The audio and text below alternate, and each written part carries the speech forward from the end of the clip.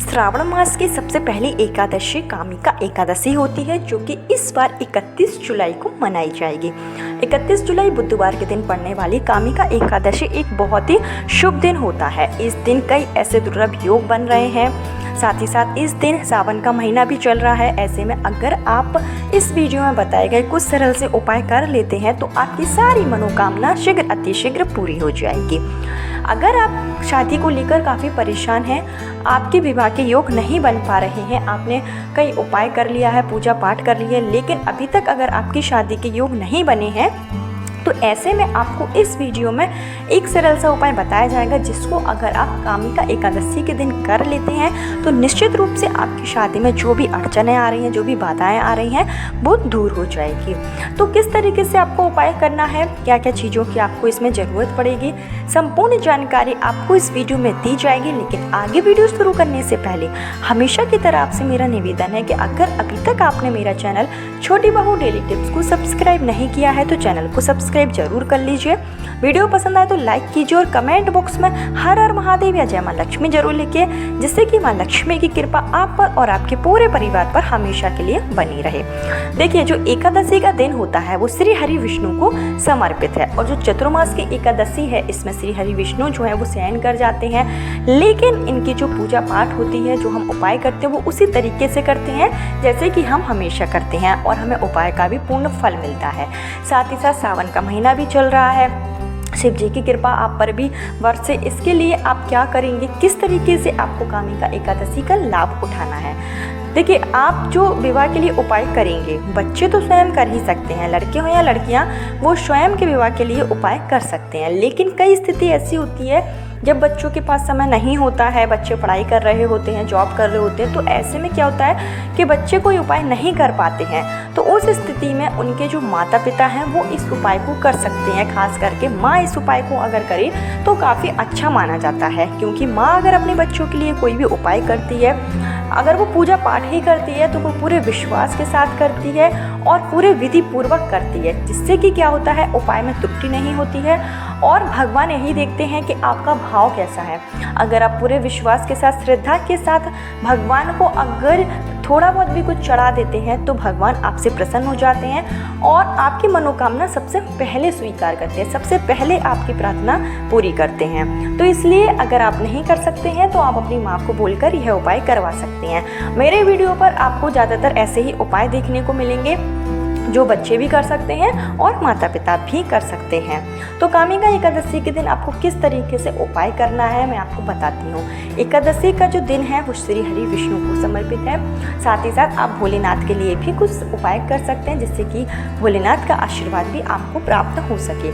तो इसके लिए आपको क्या करना है कि 31 जुलाई के दिन कामिका एकादशी पड़ेगी, और कामिका एकादशी एक सर्वश्रेष्ठ एकादशी में से मानी जाती है। वैसे 24 एकादशी होती हैं, 24 एकादशी में से जो श्रावण मास की एकादशी होती है, 2 श्रावण मास में एकादशी पड़ती हैं और दोनों ही एकादशी का एक विशेष महत्व होता है।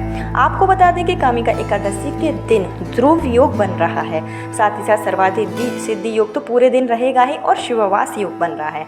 ये 2 योग, जो ध्रुव योग है और शिवावास योग है, इस योग में अगर आप कोई भी उपाय करेंगे, आप कोई भी दान करेंगे, कोई भी आप पूजा पाठ करेंगे, तो वो अक्षय हो जाता है। अक्षय मतलब आपको उसका फल निश्चित रूप से मिलकर रहेगा। तो आपको क्या करना है कि 31 जुलाई के दिन जो भी इस उपाय को करें, उसे सुबह जल्दी उठना है, ब्रह्म मुहूर्त में आपको उठना है, और इस दिन जो ब्रह्म मुहूर्त रहेगा वो 4 से 5 के बीच का होगा। तो या तो आप 4 से 5 के बीच में उठ जाइए, नहीं तो 5 बजे तक तो आपको उठ ही जाना है। उसके बाद में आपको स्नान आदि करके साफ सुथरे वस्त्र धारण करने हैं। इस दिन अगर आप पीले कलर के वस्त्र पहनते हैं तो ये काफ़ी अच्छा माना जाता है। अगर लड़की उपाय कर रही है या फिर लड़की की माँ उपाय कर रही है तो वो पीले कलर के वस्त्र पहने, और लड़के की माँ अगर उपाय कर रही है तो वो सफ़ेद कलर के या लाल कलर के वस्त्र जो है वो पहन सकती है। इसके बाद में सबसे पहले आपको अपने घर के पूजा स्थल में एक देसी घी का दीपक प्रज्वलित करना है, और आपको अपने इष्ट देव से या जो भी देवता में आपका विश्वास हो, जो भी आपके कुल देवता हो, उनसे आपको विनम्र भाव से प्रार्थना करनी है कि मेरे बच्चे की शादी में ये अड़चनें आ रही हैं, शादी के योग नहीं बन पा रहे हैं, जल्दी से जल्दी शादी के योग बन जाएं और आप अपनी कृपा हमारे घर पर बरसा दें। इस तरीके से आपको मतलब अपने घर के पूजा स्थल में प्रार्थना करनी है। उसके बाद आपको क्या करना है, उपाय की शुरुआत करनी है। तो इस दिन आपको एक चौकी बिछानी है मंदिर के पास में ही।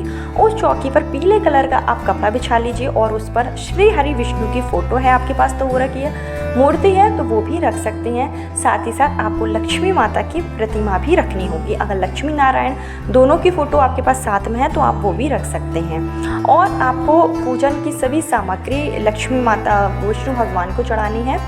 विष्णु भगवान को जो भी चीज़ें प्रिय हैं आप वो चढ़ाइए।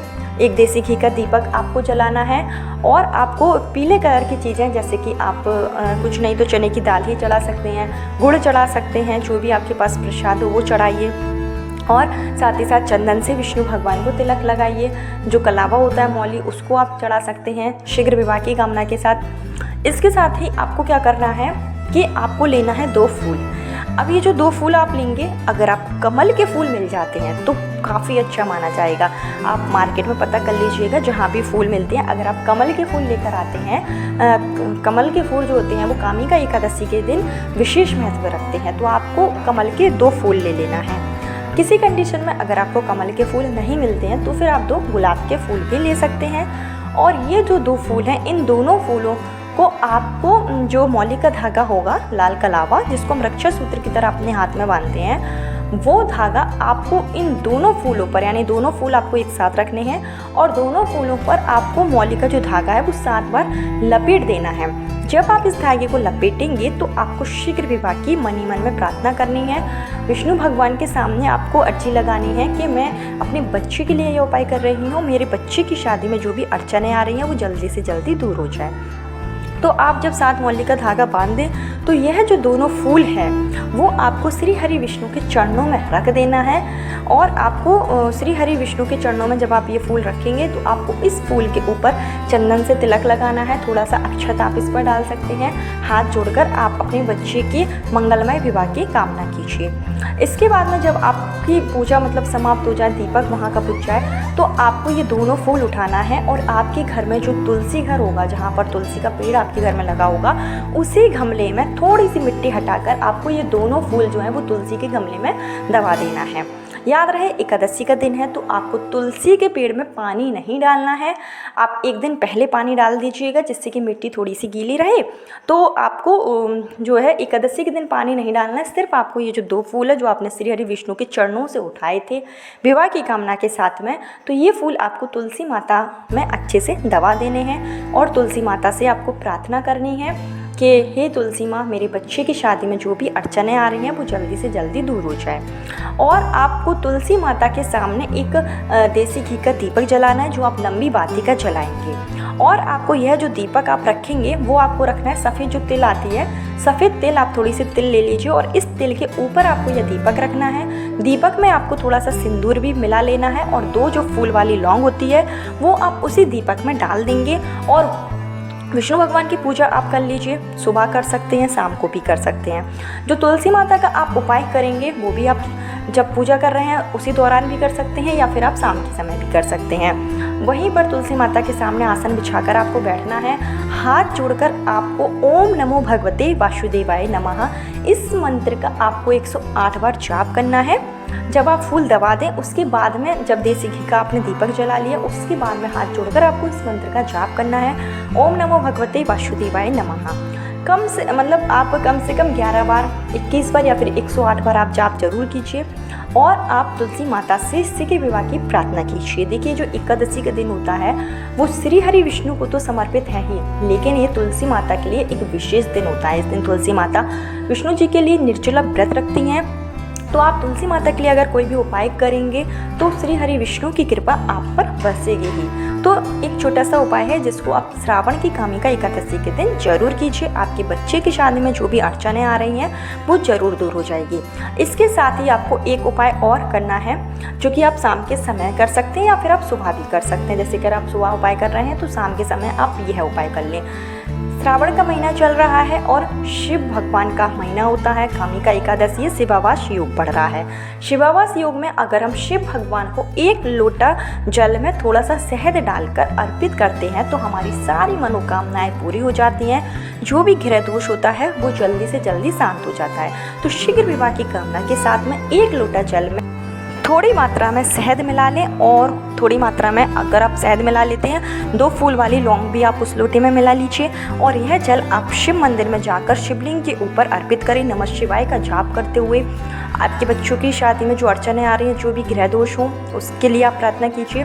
अगर आप शिवावास योग में शिव भगवान को कामिका एकादशी के दिन सिर्फ 1 लोटा जल चढ़ा देते हैं तो उससे भी आपके जो ग्रह दोष होंगे, जो आपके बच्चों के विवाह में बाधाएं उत्पन्न कर रहे होंगे, वो सारे ग्रह दोष शांत हो जाएंगे और शीघ्र अतिशीघ्र आपके बच्चों का विवाह संपन्न हो जाएगा। इतना ही नहीं बल्कि बच्चों की शादी के बाद का जो वैवाहिक जीवन होगा वो भी सुखमय रहेगा।